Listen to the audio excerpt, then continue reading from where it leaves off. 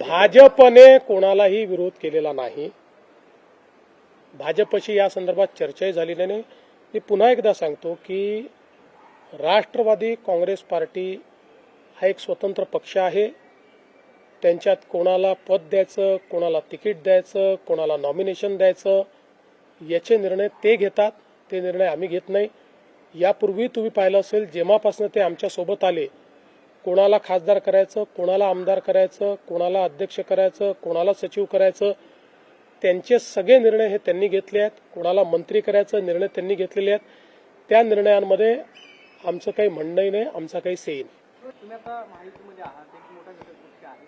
शरद पवार साहेबांनी असं विधान केलं, त्याच्यावर कसं पाहता की नाही, असं आहे की या संदर्भात मी एवढंच सांगतो की चर्चा कुठलीही अंतिम स्टेजला जर गेली असती तर अजितदादांनी आम्हाला सांगितलं असतं, आमच्याशी चर्चा केली असती.